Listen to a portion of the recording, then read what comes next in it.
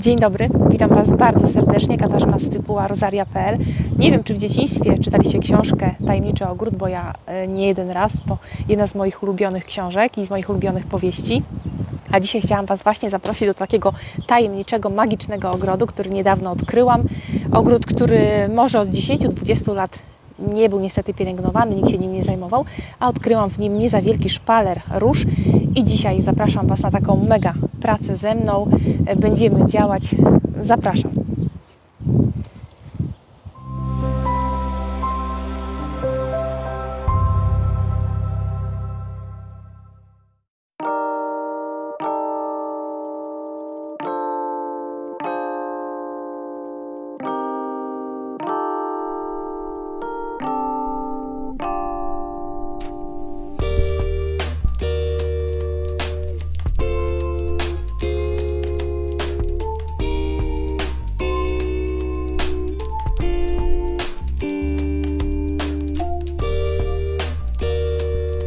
Bardzo często macie takie sytuacje, przejmując po kimś działkę, zakupując jakąś starą działkę, czy też zakupując jakiś stary dom, że odkrywacie w nim ogród, który był kiedyś przez kogoś założony. Oczywiście natura robi swoje i tak jak tutaj rozsiał nam się niesamowicie podagrycznik, a nie jest to naprawdę roślina łatwa do usunięcia. Będzie się naprawdę nad czym pochylić i naprawdę przy czym pracować. Tak tutaj odkryliśmy, że są tutaj róże i w pierwszym roku, kiedy obejmujecie taki ogród, czy jest to jesień, czy to jest wczesna wiosna, czy zima, tak jak teraz, jedyne co możecie wnioskować, to mniej więcej grupę, odmianę, do jakiej należą takie róże. Ja patrząc tutaj na róże, które być może od wielu kilkunastu albo kilkudziesięciu lat nie były przycinane, wnioskuję, że należą one do grupy róż wielkokwiatowych i są to naprawdę odmiany dość odporne, ponieważ większość z tych pędów przez wiele lat nie była przycinana, a jednak mimo wszystko nie są przemarznięte, ponieważ pędy są piękne, zielone po zimie. Oczywiście są również pędy przemrożone i pędy czarne. Na części pędu występują wszelkiego rodzaju kropki i też można wnioskować, że albo róże chorowały, czyli jednak dokuczała im jakaś grzybowa infekcja, bo może to być pozostałość bodajże chociażby po mączniaku prawdziwym, ewentualnie po czarnej plamistości, ewentualnie są to przemrożenia mrozowe. I od czego zaczynamy z takimi różami? No przede wszystkim chcemy je troszkę odmłodzić i musimy je oczywiście przyciąć, bo to, że je przytniemy, naprawdę podziała na nie rewelacyjnie. Będą one odświeżone, odmłodzone, więc będą mogły wybić z nową, wspaniałą siłą. Oczywiście w drugiej kolejności będziemy musieli usunąć chwasty, przynajmniej tutaj dookoła róż, tak żeby te róże nie musiały z nimi konkurować o wodę i składniki pokarmowe.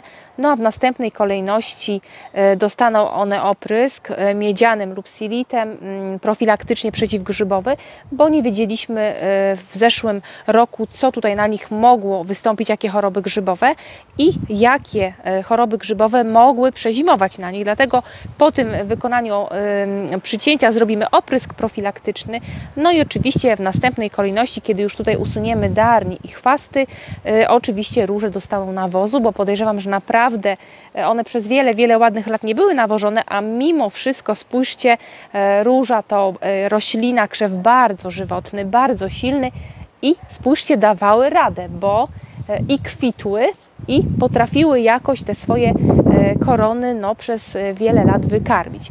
Podejrzewam, że tutaj na środku mamy odmiany wielkokwiatowe i po bokach być może były to nie za wysokie, ale silnie rosnące, bo bardziej o pokroju takim rozłożystym, odmiany pnące. Wszystko okaże się latem, kiedy te róże zaczną kwitnąć. Wtedy dopiero poznamy, w jakich kolorach kwitną. Będziemy mogli zgadywać i mniej więcej dopasowywać. Może nawet uda nam się rozpoznać odmiany, chociaż bardzo wiele odmian w naszych ogrodach, w Waszych ogrodach często bywa odmianami NN, bo niekoniecznie zawsze uda się odkryć jaka odmiana kwitnie. Ale bądźmy dobrej myśli, a teraz już możemy brać się do pracy, a więc rozpoczynamy od przycinania i oczywiście przycinając będziemy usuwali stąd wszystkie pędy, nie na kompost, tylko w moim przypadku do spalenia, bo uważam, że spalenie to najlepszy wybór, najbardziej rozsądny, nie powiększając kolejnych wysypisk śmieci, które naprawdę rosną na naszych terenach z dnia na dzień coraz większe, więc uważam, że jednak najbezpieczniej takie zielone części, czy takie suche części najlepiej palić. Flora i fauna przebogata, bo słuchajcie, tutaj już odkryłam właśnie ślimaka. Znamy już strukturę tej gleby. Nie jest ona może zbyt za bogata, ale na bardzo dużej wysokości jest tutaj mocna glina, stąd tutaj bardzo duża wilgotność i te wiosenne, gruntowe wody naprawdę tutaj utrzymują się przez dłuższy czas bardzo wysoko. Stąd podejrzewam, róże tutaj dawały radę, bo mimo tego, że mają wystawę słoneczną, to jednak ta wilgoć jest tutaj dłużej zatrzymana właśnie z powodu tej gliny, ale okazuje się, że szpaler był tutaj pełny, tylko tutaj być może były jakieś bardziej wrażliwe dwie odmiany, również być może wielkokwiatowe i one podejrzewam mocno nadmarzły, bo zostały nam tutaj już tylko takie resztki. Czy uda nam się je tutaj zregenerować i przyciąć, to się okaże. Ewentualnie będziemy tutaj dosadzali inną odmianę, a teraz bierzemy się już do pracy. I rozpoczynamy tutaj od tej niewielkiej róży pnącej. Widzę, że pędy ma fajne, zielone, więc tylko zostanie przez nas tutaj lekko przycięta, usunięte te zbyt cienkie pędy, oczywiście wszystkie przemarznięte i chore, a poza tym nie będziemy jej ścinali całkiem krótko, bo rzeczywiście ma fajny już pokrój i jest zdrowa, zielona, więc przez nas taka zostanie.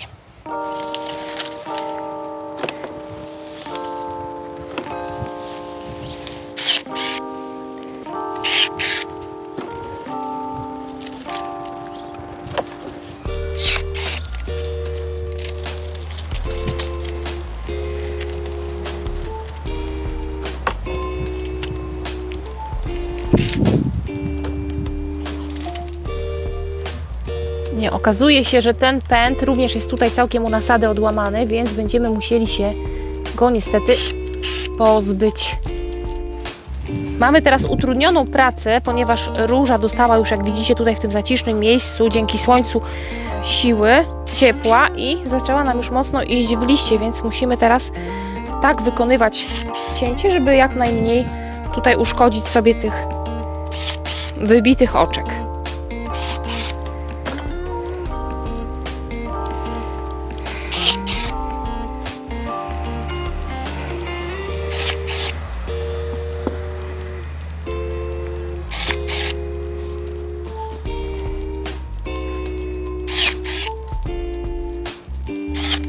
Wszystkie suche, zniszczone końcówki, zbyt cienkie pędy.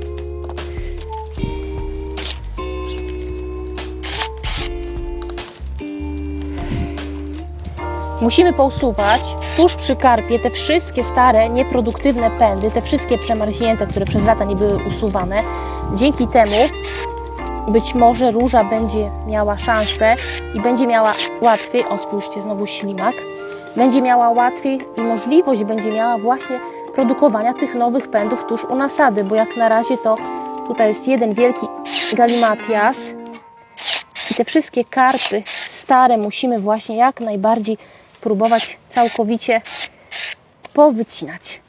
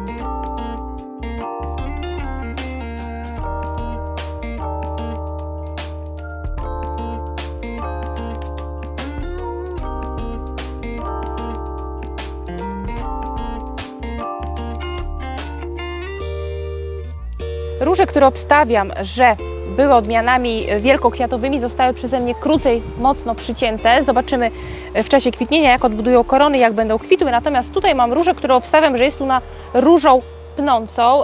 Czemu tak wnioskuję? Słuchajcie, rozkłada się ona na wszystkie strony, ma dużo bardziej wiotkie i cienkie pędy i widać, że wypuszczała z tych pierwszych starszych pędów takie krótkopędy, które podejrzewam, że kwitły.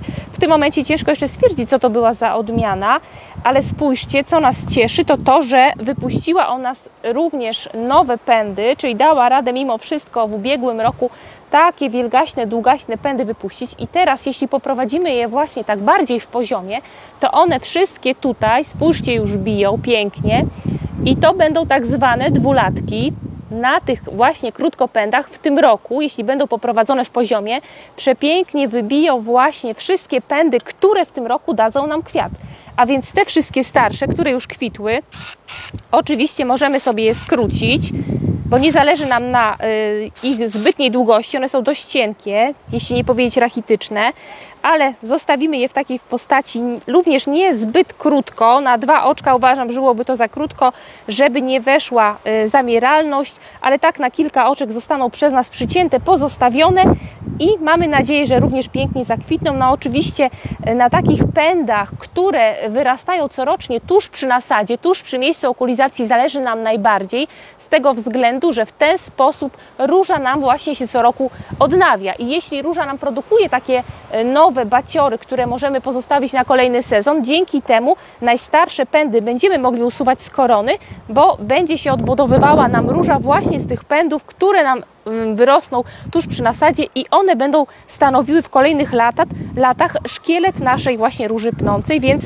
kończymy tutaj pracę, pozostawiamy kilka pędów, a mamy właśnie taki jeden fajny, gruby pęd, który został przez koronę zbudowany w ubiegłym roku i tutaj również widzę taki kolejny pęd, więc nie jest źle, już 2 nowe pędy z ubiegłego roku róża nam wytworzyła, a te wszystkie stare, które kwitły, oczywiście nie zostaną przeze mnie wycięte, bo stracilibyśmy zbyt dużą ilość korony, ale przytniemy je, jak widzicie, tak krócej i one w tym roku powinny wydać kwiaty, no i w tym roku okaże się, co to za róża nam tutaj zakwitnie. Mamy już ogólny zarys róży po naszym przycięciu, no i teraz krok następny to, czy róża nam tu nie przeszkadza, tak jak tutaj widzę, niszczy elewację tego starego domu i ociera się trochę nam o mury, więc musimy pomyśleć, czy zostawiamy ją w tej postaci, czy możemy się pokusić już teraz o jakąś kratkę lub inny element, który dodamy do ogrodu, będzie nam tutaj elementem upiększającym, ale jednocześnie będziemy mogli przy takim elemencie naszą różę upiąć, a więc to jest kolejny krok, pomyślenie nad tym, czy wprowadzamy tutaj jakąś podporę dla naszej róży, co byłoby bardzo wskazane.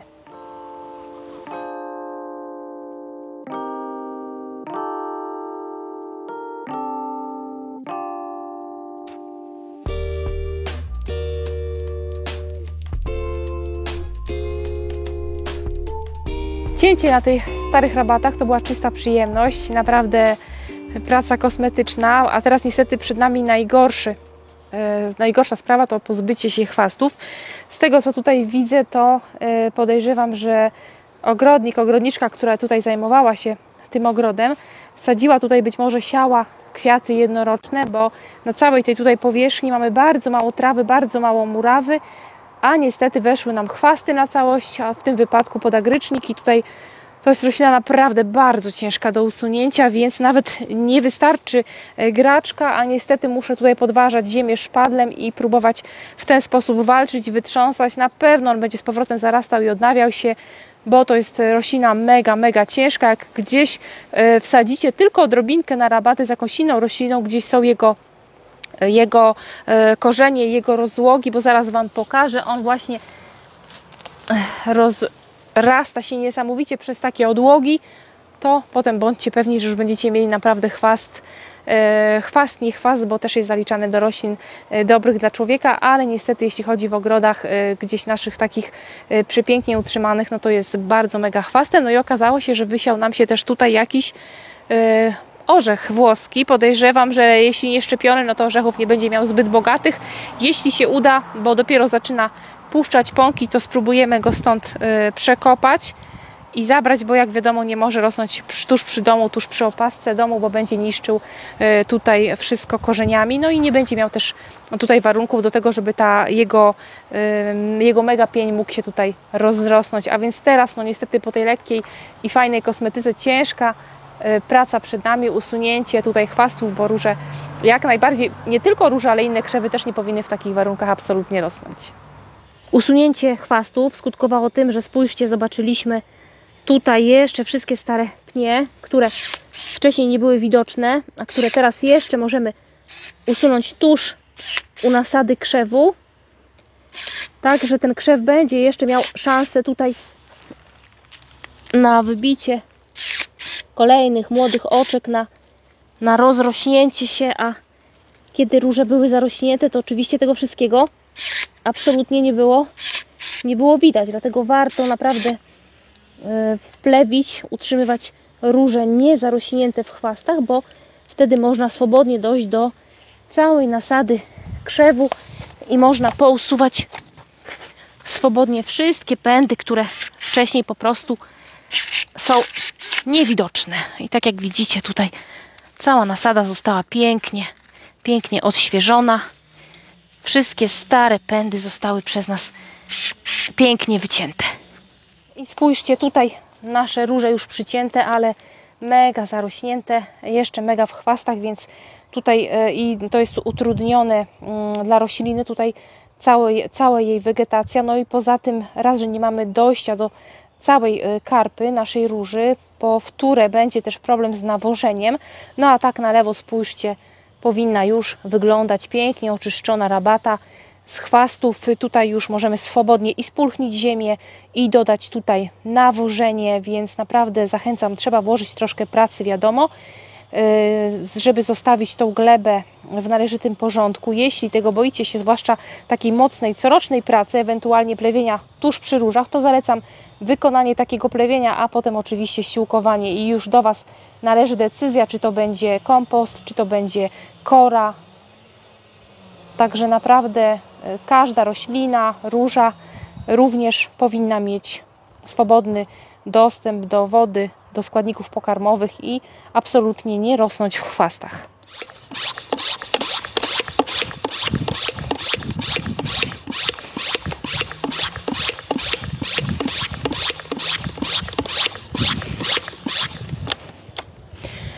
Cięcie zakończone. Oczywiście nie odchwaściłam jeszcze wszystkich róż, bo niedługo będzie zapadał zmierzch. Ja już na dzisiaj muszę kończyć pracę, ale ponieważ róże wszystkie zostały przycięte, a ja tak jak mówiłam, nie wiem ile lat nie były chronione w żaden sposób, nie wiem jakie tutaj choroby grzybowe w zeszłym roku nam występowały na tych różach, oby jak najmniej, ale tak jak mówiłam, profilaktycznie już w tym momencie popryskam sobie nasze róże i na pewno w ten sposób nie zaszkodzę, a jeśli były gdzieś jakieś zimujące grzybnie, zarodki chorób grzybowych, to mam nadzieję, że tylko dobrze zrobię.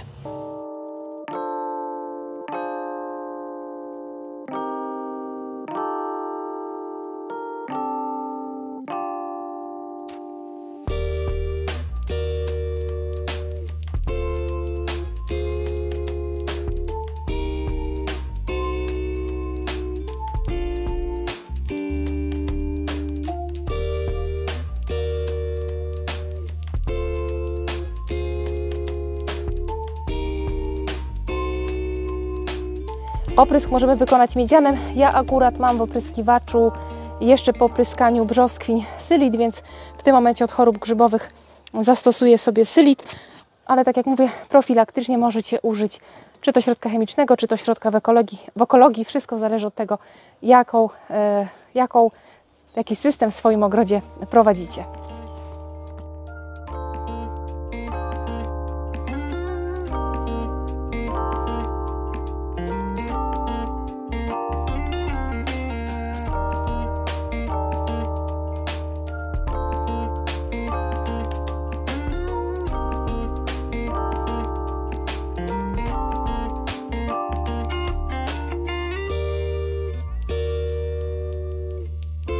Trochę najbardziej żmudnej, ciężkiej pracy za mną, sporo jeszcze przede mną.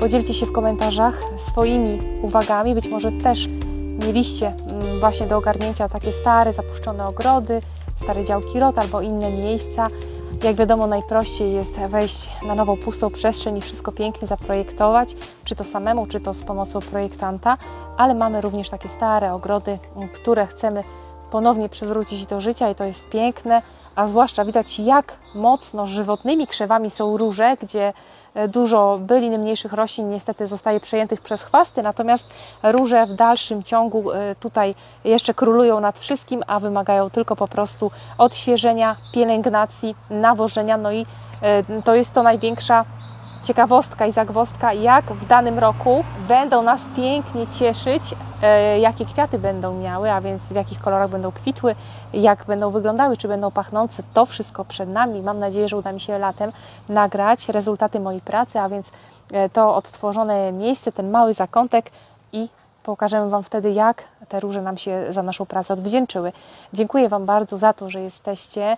Jest już kwiecień, więc my nadal jeszcze wysyłamy do Was róże z gołym korzeniem. Jeszcze troszkę przejdziemy na donicę, ale póki co mamy dużo wilgoci w glebie. Jak najbardziej sadzimy nadal wciąż goły korzeń. No i oczywiście rozpoczynamy również prace polowe, więc mam nadzieję, o ile wystarczy czasu, nadal będziemy się spotykać, nadal będę nagrywała dla Was materiały. Pozdrawiam Was bardzo serdecznie i dziękuję za dzisiejsze spotkanie. Dajcie znać w komentarzu, czy Wam się podobają takie nagrania i co chcielibyście jeszcze zobaczyć albo jakie tematy poruszyć. Do widzenia.